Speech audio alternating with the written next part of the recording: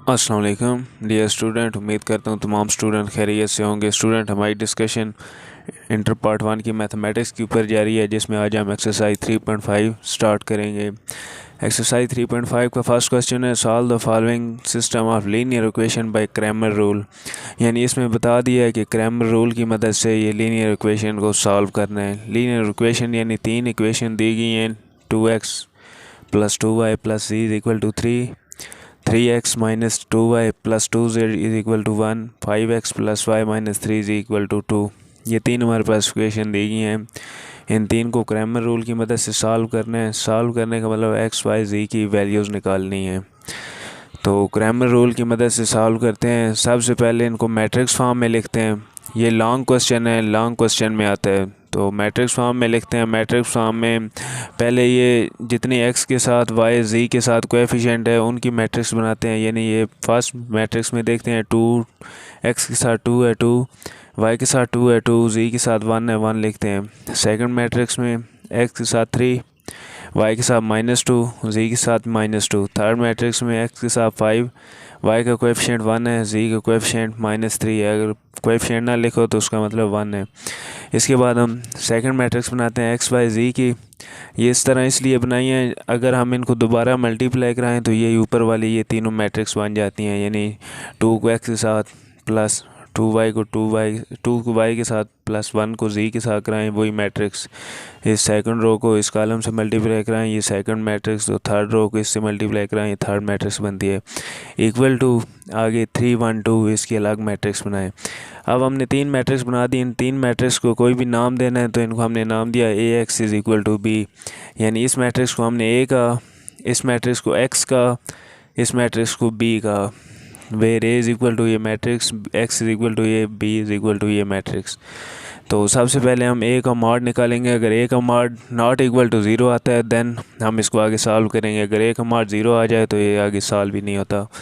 A का mod निकालते हैं 2 2 1, 3 -2 -2, 5 1 -3। 3 क्रॉस 3 मैट्रिक्स का हमने मॉड निकालना सीखा है। फर्स्ट ये फर्स्ट वैल्यू +2 के साथ, यानी पहली प्लस दूसरी माइनस तीसरी प्लस, हमने R1 से इसको मॉड निकालना है। तो 2 ये कॉलम और ये रो छोड़ दें, इस बाकी का हम डिटर्मिनेंट लेते हैं। तो -3 × -2, -3 × -2 6, माइनस इंटू ये वाली माइनस, फार्मूले की माइनस इंटू ये -2 वाली माइनस, प्लस 2 1 are 2।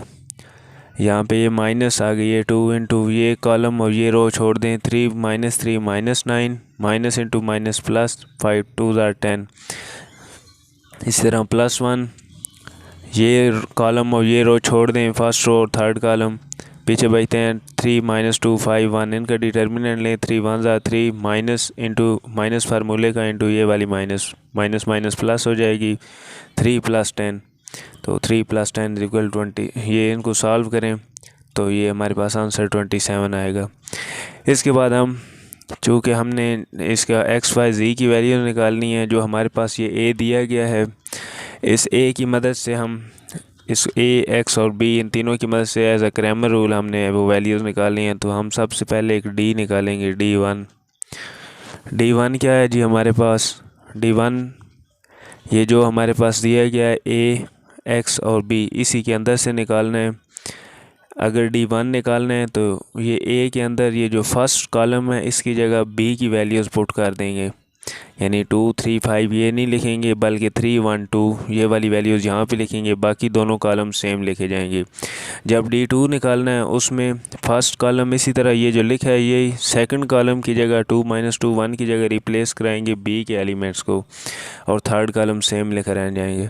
d3 में फ़र्स्ट कॉलम भी सेम, सेकंड भी सेम। ये थर्ड कॉलम जो है इसको हटा के इसकी जगह ये b की वैल्यू 2 3 1 2 ये यहाँ पे लिखेंगे।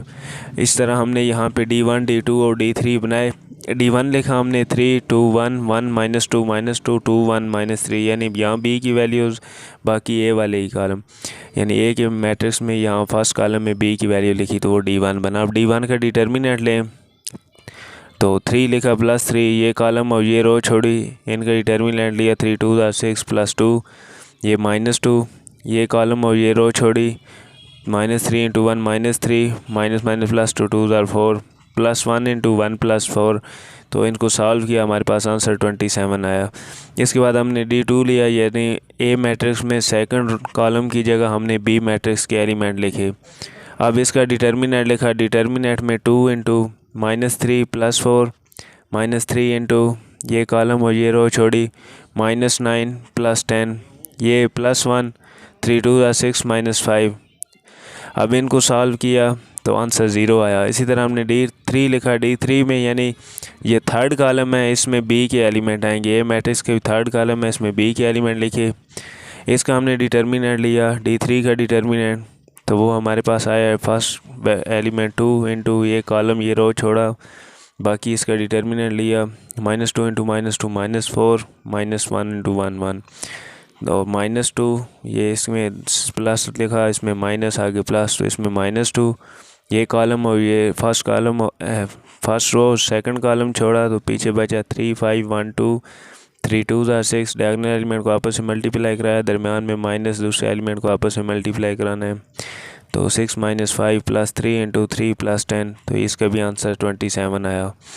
अब हमारे पास क्रैमर रूल के मुताबिक x इक्वल होता है D1 का डिटर्मिनेंट ओवर a का मॉड, y इक्वल होता है D2 का डिटर्मिनेंट ओवर a का मॉड, z इक्वल होता है D3 का डिटर्मिनेंट ओवर a का मॉड। तो D2 डिटर्मिनेंट भी हमने निकाला है, D3 का भी और D1 का भी, a का मॉड भी हमने निकाला हुआ है। इसमें जस्ट हमने वैल्यूज़ पुट कर देनी है, x y z आ जाएगा।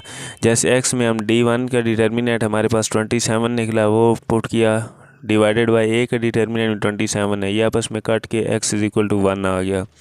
y में D2 का डिटर्मिनेंट हमने 0 फाइंड किया था, a का डिटर्मिनेंट हमें पता है 27 है, 0 और 27 0, यानी y = 0 आ गया।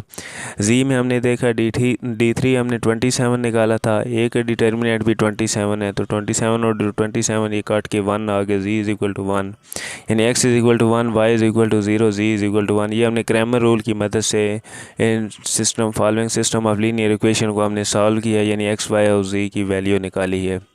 यहाँ हमने क्वेश्चन इसी के 2 पार्ट और भी हैं, क्वेश्चन नंबर 1 के, वो सेम इसी तरह है। अगर कोई कन्फ्यूजन हो तो कमेंट बॉक्स में आप बता सकते हैं।